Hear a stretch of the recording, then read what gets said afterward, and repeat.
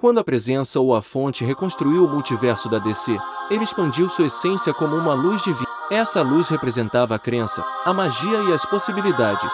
Essa luz tomou forma como uma mulher. Ela era a própria criação, a própria encarnação da magia. Para entender o potencial de Hecate, primeiro precisamos compreender o que a magia significa no universo DC.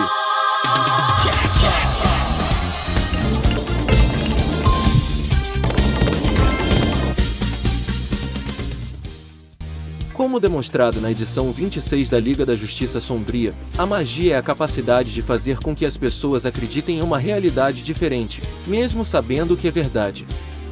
Ela é, essencialmente, a crença. A edição 19 da Liga da Justiça Sombria reforça essa ideia ao descrever a magia como o impossível tornando-se possível, a arte de transformar mitos e sonhos em algo real.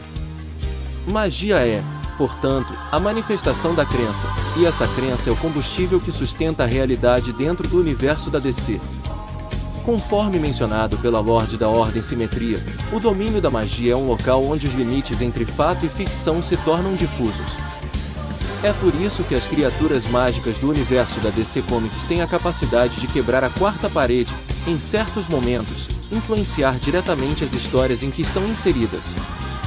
Esse aspecto único da magia permite que essas criaturas transcendam as fronteiras tradicionais entre o universo ficcional e o mundo real dos leitores, resultando em interações incomuns, surpreendentes. Isso é vividamente demonstrado na edição 63 da Liga da Justiça, quando a Liga Sombria explora a esfera dos deuses e se depara com a Biblioteca da Eternidade. Nessa biblioteca, encontram os roteiros das histórias, incluindo o nome do roteirista da própria HQ da Liga da Justiça Sombria.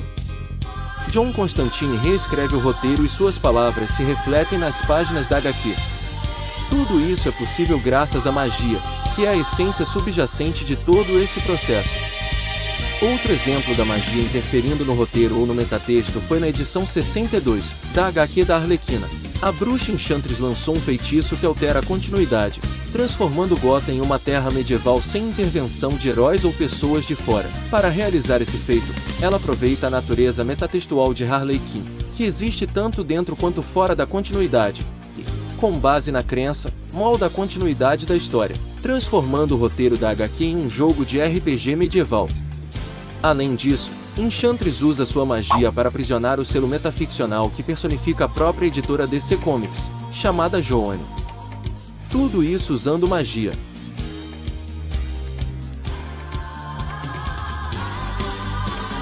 Personagens como Zatanna e Fate também demonstraram a capacidade de quebrar a quarta parede usando magia. Lembrem-se de que Hecate é a personificação da própria magia, e, portanto, todos esses feitos são realizados através dela. Hecate era tão poderosa que nenhum ser singular poderia conter todo o seu poder, e por isso ela se dividiu em vários aspectos. O primeiro foi o Homem Invertido, depois Eclipso.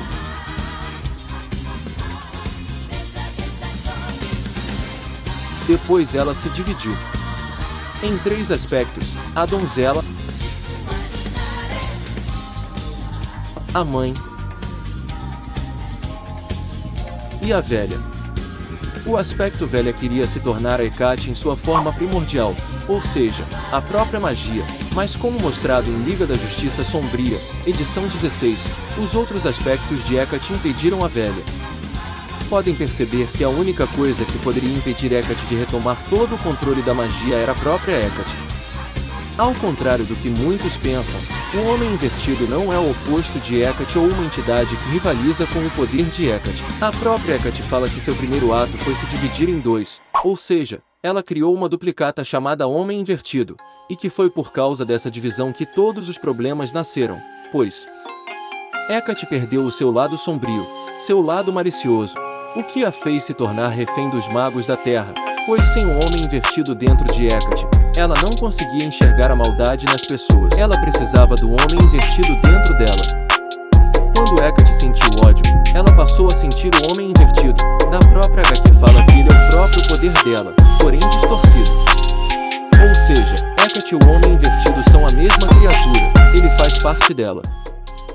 Pois como dito em Liga da Justiça edição 16 e edição 17, Hecate criou o inconsciente coletivo.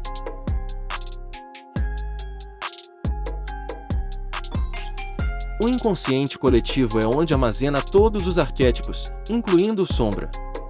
Em Liga da Justiça edição 18, o próprio Homem Invertido fala que é um arquétipo. Para entender isso, precisamos aplicar o conceito de Carl Jung, que diz que no inconsciente coletivo vive a sombra, que é a nossa parte que queremos reprimir. Sendo assim, Homem Invertido é o que Hecate quer reprimir de si mesma. Temos um vídeo somente sobre o Homem Invertido e tudo o que ele representa na DC Comics. Vamos deixar o vídeo na tela. Se o Homem Invertido é a manifestação da grande escuridão,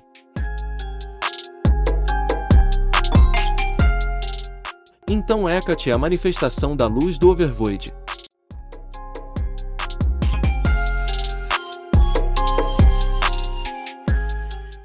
Lembre-se que a grande escuridão e a luz chamada Overvoid eram a mesma coisa. Porém, a grande escuridão ou nada criou consciência de si mesmo. Esse lado consciente é chamado de luz.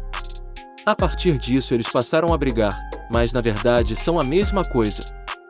O anjo Zauriel, um dos servos da presença, disse que os anjos celestiais foram criados pela presença, porém a criação e a natureza é parte da própria presença, e Hecate é descrita sendo a criação e a própria natureza.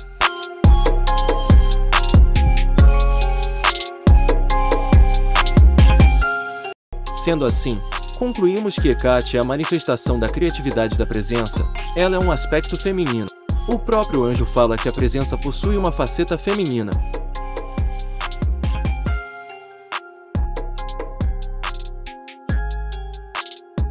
Lembrando que estamos falando de Hecate completa e não sua versão após se fragmentar. Estamos falando de quando Hecate nasceu sendo a personificação da própria criação, antes dela se dividir. Inclusive seu nome verdadeiro não é Hecate. O nome Hecate foi atribuído a ela porque os antigos humanos acreditavam que ela morava na Lua. Portanto, o Homem Invertido não matou Hecate. O que aconteceu foi um pedaço de Hecate devorando outro pedaço. Assim Hecate se unificou com o seu lado reprimido. Isso explica por que Hecate retornou mais maliciosa e manipuladora nas últimas edições dos quadrinhos da Mulher Maravilha. Basicamente, ela se uniu novamente a seu arquétipo Sombra.